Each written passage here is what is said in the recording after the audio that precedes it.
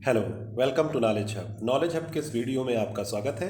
आज के इस मॉक टेस्ट में हम गांधी युग से संबंधित प्रश्नों को सॉल्व करेंगे। तो चलिए शुरू करते हैं आज का वीडियो। पिछले वीडियो से आगे बढ़ते हुए 121 नंबर से प्रारंभ करते हैं। प्रश्न है, 1942 के आंदोलन में डॉक्टर राजेंद्र प्रसाद को किस जेल में कैद रखा गया था? ऑप्शन है A Bankipur jail, B Hazaribagh jail, C camp jail, D Bhagalpur jail. तो इस प्रश्न का सही जवाब होगा option number A Bankipur jail. 1942 के आंदोलन में डॉक्टर राजेंद्र प्रसाद को बांकीपुर जेल में कैद किया गया था। 122 नंबर प्रश्न है, जयप्रकाश नारायण किस पार्टी से जुड़े थे? Option A Justice Party, B Communist Party, C Socialist Party, D Kisan Sabha. इस प्रश्न का सही उत्तर होगा option number C Socialist Party. Jayaprakash Narayan Socialist Party से जुड़े थे। 123 नंबर प्रश्न है, सूची 1 को सूची 2 के साथ सुमेलित कीजिए। सूची 1 में स्थल दिए हुए हैं और सूची 2 में वह स्थल किस प्रांत में है ये दिया हुआ है। तो बारदोली, चौरी चौरा, यरवदा और नोआखाली ये किस प्रांत में है बताना है। तो बारदोली कहाँ पर है? तो बारदोली है गुजरात में, ए का दूसरा। चौरी चौरा कहाँ पर है? यह गोरखपुर उत्तर प्रदेश में है, बी का चौथा। यरवदा जेल कहाँ पर है? तो यह है महाराष्ट्र में, सी का पहला। और नोआखाली है पश्चिम बंगाल में, डी का तीसरा। इस तरह से 123 नंबर प्रश्न का सही जवाब होगा option number B 2 4 1 3। Option number B 2 4 1 3। अगला प्रश्न है 124 नंबर, भारत छोड़ो आंदोलन कब प्रारंभ हुआ? ऑप्शन ए 9 अगस्त 1942, बी 10 अगस्त 1942, सी 15 अगस्त 1942, डी 16 अगस्त 1942। इस प्रश्न का सही जवाब होगा ऑप्शन नंबर ए 9 अगस्त 1942। 9 अगस्त 1942 को भारत छोड़ो आंदोलन प्रारंभ हुआ था। 125 नंबर प्रश्न है, वर्ष 1946 में आजाद हिंद फौज के लाल किले में दिल्ली के मुकदमे की पैरवी निम्नलिखित में किसने नहीं की थी? आपको बताना है किसने नहीं की थी दिल्ली के मुकदमे की पैरवी। Option A Bhulabhai Desai, B Pandit Jawaharlal Nehru, C Sardar Vallabh Bhai Patel, D doctor Kailashnath Katju. 125 number प्रश्न का सही उत्तर होगा option number C Sardar Vallabh Bhai Patel. Option number सी। तो वर्ष 1946 में आज़ाद हिंद फौज के लाल किले में दिल्ली के मुकदमे की पैरवी सरदार वल्लभ भाई पटेल ने नहीं करी थी। अब देखते हैं अगला प्रश्न। 126 नंबर प्रश्न है, वह व्यक्ति जिसने 4 अप्रैल 1919 को दिल्ली की जामा मस्जिद के प्रवचन मंच से हिंदू मुस्लिम एकता का भाषण दिया, वे कौन थे? Option A Mahatma Gandhi, B Madan Mohan Malviya, C Lala Lajpat Rai, D Swami Shraddhanand. 126 number प्रश्न का सही उत्तर होगा option number D Swami Shraddhanand. Option number D. 127 number प्रश्न है, ब्रिटिश सरकार ने महात्मा गांधी को जो उपाधि दी थी और जिसे उन्होंने असहयोग आंदोलन में वापस कर दिया था वह क्या थी? Option A Hind Kesari, B Kaisare Hind, C Rai Bahadur, D the right honourable. 127 number प्रश्न का सही उत्तर होगा option number B Kaisare Hind. Option number B. 128 number प्रश्न है, निम्नलिखित में किस पार्टी ने भारत छोड़ो आंदोलन का समर्थन नहीं किया था? ऑप्शन ए हिंदू महासभा ने, B Communist Party of India ने, C Unionist Party of Punjab ने, डी इनमें से सभी। 128 नंबर प्रश्न का सही उत्तर होगा ऑप्शन नंबर डी इनमें से सभी। 129 नंबर प्रश्न है, निम्नलिखित को काल क्रमानुसार व्यवस्थित कीजिए और सही उत्तर का चयन नीचे दिए गए कूट से कीजिए। 1 असहयोग आंदोलन, 2 सविनय अवज्ञा आंदोलन, 3 खिलाफत आंदोलन, 4 भारत छोड़ो आंदोलन। तो इसमें से सबसे पहले कौन सा आंदोलन हुआ? तो सबसे पहले इसमें हुआ खिलाफत आंदोलन 3 नंबर, उसके बाद असहयोग आंदोलन 1920, उसके बाद सविनय अवज्ञा आंदोलन और सबसे लास्ट में भारत छोड़ो आंदोलन 1942। इस तरह से इस प्रश्न का सही उत्तर होगा ऑप्शन नंबर सी। 130 नंबर प्रश्न है, कथन ए, 1928 में लाहौर में लाला लाजपत राय के नेतृत्व में साइमन कमीशन का विरोध आयोजित किया गया था। कारण आर, साइमन कमीशन में एक भी भारतीय सदस्य नहीं था। ऑप्शन ए एवं आर सही हैं तथा आर ए का सही स्पष्टीकरण है। बी, ए एवं आर दोनों सही हैं लेकिन आर ए का सही स्पष्टीकरण नहीं है। सी, ए सही है लेकिन आर गलत है। डी, ए गलत है लेकिन आर सही है। 130 नंबर प्रश्न का सही उत्तर होगा ऑप्शन नंबर ए और आर दोनों सही हैं और आर ए का सही स्पष्टीकरण है ऑप्शन नंबर ए। 131 नंबर प्रश्न है, व्यक्तिगत सत्याग्रह में विनोबा भावे को प्रथम सत्याग्रही चुना गया था। दूसरा सत्याग्रही कौन था? ऑप्शन ए, सरदार वल्लभ भाई पटेल। बी, पंडित जवाहरलाल नेहरू। सी राजगोपालाचारी। डी, डॉक्टर राजेंद्र प्रसाद। तो व्यक्तिगत सत्याग्रह में विनोबा भावे थे पहले और दूसरा था ऑप्शन नंबर बी सही होगा इसका, Pandit Jawaharlal Nehru. Option number B, दूसरे सत्याग्रही थे पंडित जवाहरलाल नेहरू। 132 नंबर प्रश्न है, निम्न आंदोलनों में से किस एक के साथ अरुणा आसफ अली का संबंध भूमिगत कार्यकलापों के महिला संगठनकर्ता के रूप में था? ऑप्शन ए, सविनय अवज्ञा आंदोलन। बी, असहयोग आंदोलन। सी, भारत छोड़ो आंदोलन। डी, स्वदेशी आंदोलन। इस प्रश्न का सही उत्तर होगा ऑप्शन नंबर सी, भारत छोड़ो आंदोलन। भारत छोड़ो आंदोलन में महिला संगठनकर्ता के रूप में अरुणा आसफ अली का संबंध है। 133 नंबर प्रश्न है, निम्नलिखित में से कौन सा कथन पूना पैक्ट 1932 के संदर्भ में सही नहीं है? आपको बताना है कौन सा सही नहीं है। ऑप्शन ए, सरकारी नौकरियों में दलितों को समुचित प्रतिनिधित्व। बी, प्रांतीय विधानमंडलों में दलित वर्ग के लिए स्थानों का आरक्षण। सी, केंद्रीय विधानमंडलों में दलित वर्ग के लिए स्थानों का आरक्षण। डी, संयुक्त निर्वाचक मंडल पद्धति की स्वीकृति। इस प्रश्न का सही उत्तर होगा ऑप्शन नंबर ए, सरकारी नौकरियों में दलितों को समुचित प्रतिनिधित्व। यह पूना पैक्ट 1932 के संदर्भ में सही नहीं है। 134 नंबर प्रश्न है, भारतीय स्वतंत्रता संग्राम के संदर्भ में कांग्रेस का हरिपुरा अधिवेशन 1938 ईस्वी एक मील का पत्थर था क्योंकि ऑप्शन ए, इसमें ब्रिटिश साम्राज्य के विरुद्ध युद्ध की घोषणा की गई। बी, इसमें जवाहरलाल नेहरू को भावी प्रधानमंत्री के रूप में प्रस्तुत किया गया था। सी, इसमें योजना आयोग की अवधारणा को प्रस्तुत किया गया। डी, इसमें कांग्रेस ने भारत सरकार अधिनियम 1935 को अपनी मंजूरी दी। इस प्रश्न का सही उत्तर होगा ऑप्शन नंबर सी, इसमें योजना आयोग की अवधारणा को प्रस्तुत किया गया। Option number C, option number सी।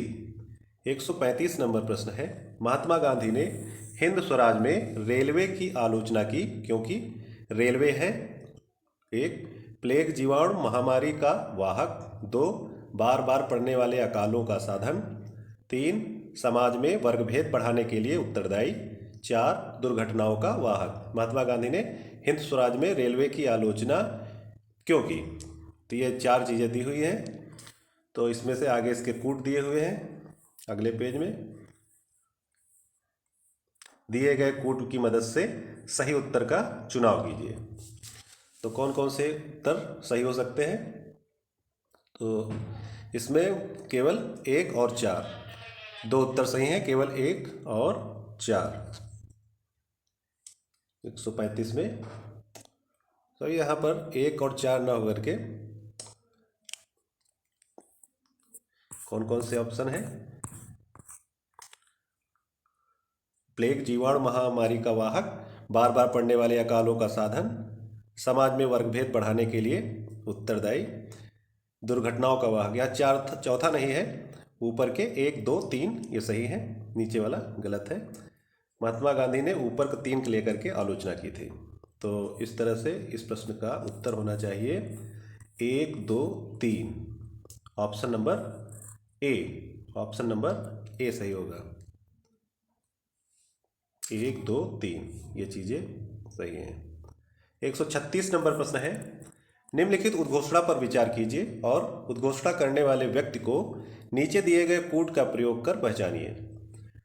अब उद्घोषणा क्या है? समय आ गया है कि जब सम्मान चिन्ह हमारी शर्म को अपमान के अपने असंगत संदर्भ में चमका रहे हैं और मैं अपनी ओर से सभी विशिष्ट उपाधियों से वंचित होकर अपने उन देशवासियों के साथ खड़ा होना चाहता हूं जो अपनी तथाकथित नगण्यता के लिए वह अधोगति झेलने के दायी हैं जो मनुष्यों के उपयुक्त नहीं है। अब यहाँ पर उस व्यक्ति को पहचानना है किसने यह उद्घोषणा की थी। Option A Mahatma Gandhi, B Jawaharlal Nehru, C Dadabhai Naoroji, D Rabindranath Tagore. 136 number प्रश्न का सही उत्तर होगा option number D Rabindranath Tagore. Option number D Rabindranath Tagore. 137 number प्रश्न है, रॉलेट एक्ट पारित किया गया किसके लिए? ऑप्शन ए कृषि भूमि में सुधार लाने के लिए, बी राष्ट्रवादी और क्रांतिकारी क्रियाकलापों गतिविधियों में कमी लाने के लिए, सी अनुकूल व्यापार संतुलन के लिए, डी द्वितीय विश्व युद्ध के अपराधियों पर मुकदमा चलाने के लिए। 137 नंबर प्रश्न का सही उत्तर होगा ऑप्शन नंबर बी राष्ट्रवादी और क्रांतिकारी क्रियाकलापों गतिविधियों में कमी लाने के लिए रॉलेट एक्ट पारित किया गया था। 138 नंबर प्रश्न है, सरदार वल्लभ भाई पटेल के नेतृत्व में शुरू हुए बारदोली सत्याग्रह की मुख्य मांग निम्नलिखित में से कौन सी थी? ऑप्शन ए जोतने वाले को जमीन, बी मजदूरी की दरों में वृद्धि, सी नई बढ़ी हुई लगान दर की वापसी, डी किसानों को कृषि निविष्टियों की आर्थिक सहायता प्राप्त दर पर पूर्ति। इस प्रश्न का सही जवाब होगा ऑप्शन नंबर सी नई बढ़ी हुई लगान दर की वापसी।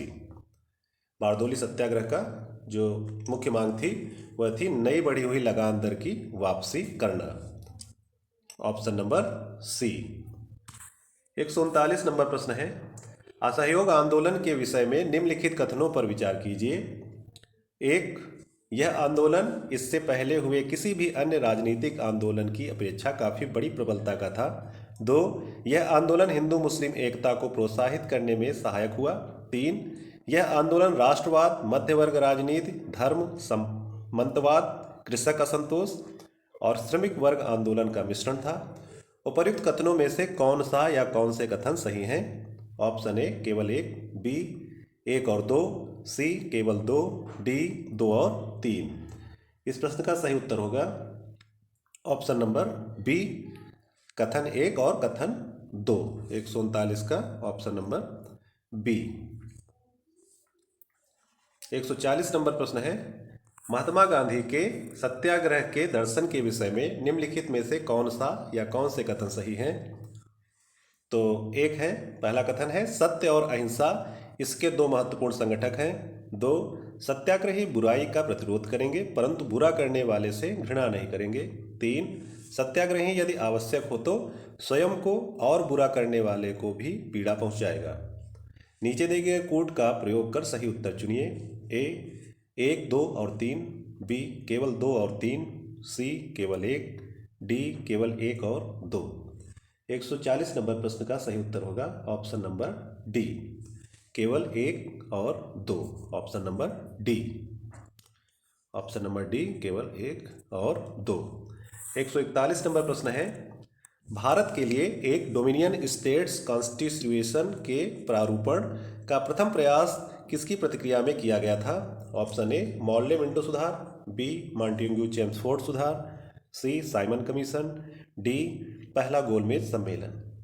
141 प्रश्न का सही जवाब होगा option number B Montagu Chelmsford सुधार। Option number B. 142 नंबर प्रश्न है, निम्न में से कौन सा गोलमेज सम्मेलन 1932 ईस्वी में हुआ? ऑप्शन ए पहला, बी दूसरा, सी तीसरा, डी चौथा। 142 नंबर प्रश्न का सही जवाब होगा ऑप्शन नंबर सी तीसरा। पहला गोलमेज सम्मेलन 30 में, फिर 31 में, फिर 1932 में हुआ था। 142 नंबर प्रश्न के बाद आते हैं 143 नंबर प्रश्न पर। प्रश्न है, गांधी जी ने दांडी समुद्र तट पर नमक कानून का उल्लंघन किया था। किस तारीख को? ऑप्शन ए 6 मार्च 1930 को, बी 6 अप्रैल 1930 को, सी 12 मार्च 1930 को, डी 12 अप्रैल 1930 को। 143 नंबर प्रश्न का सही उत्तर होगा ऑप्शन नंबर सी 22 मार्च 1930 को, सॉरी 12 मार्च 1930 को। 12 मार्च 1930 को गांधी जी ने दांडी समुद्र तट पर नमक कानून का उल्लंघन किया था। 144 नंबर प्रश्न है, इंडिया डिवाइडेड पुस्तक के लेखक कौन थे? Option A Maulana Abul Kalam Azad, B doctor Rajendra Prasad, C Narendra Dev, D Asaf Ali. 144 number प्रश्न का सही उत्तर होगा option number B doctor Rajendra Prasad. Doctor Rajendra Prasad ने इंडिया डिवाइडेड नामक पुस्तक लिखी थी, option number B.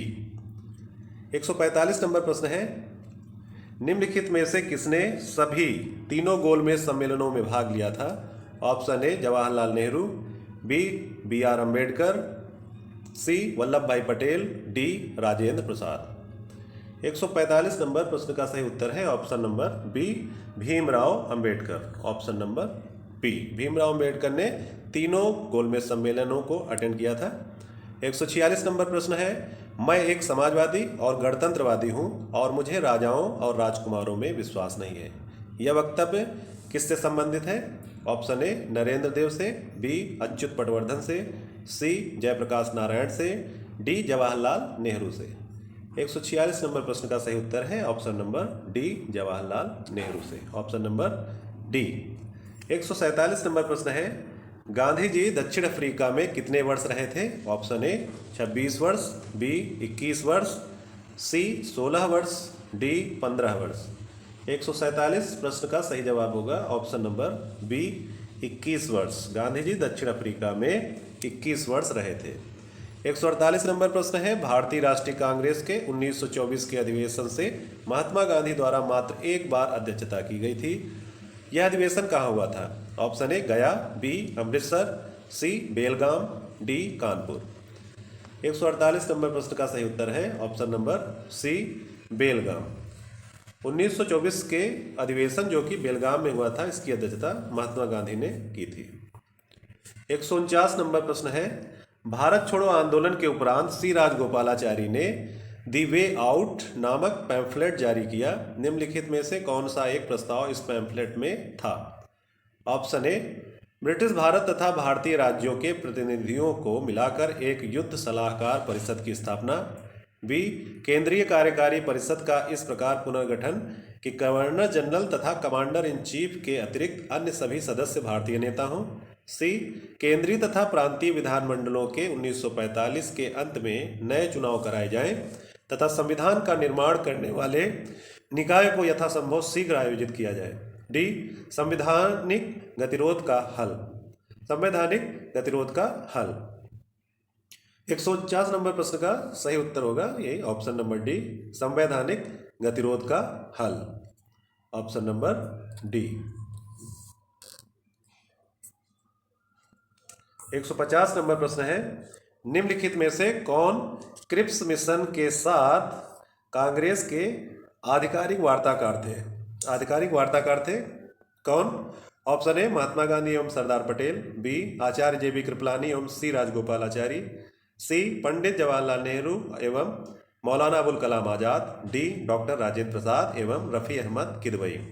Cripps mission के साथ कांग्रेस के आधिकारिक वार्ताकार कौन दो नेता थे? तो इसका उत्तर होगा ऑप्शन नंबर सी पंडित जवाहरलाल नेहरू और मौलाना अबुल कलाम आजाद। ऑप्शन नंबर सी सही होगा।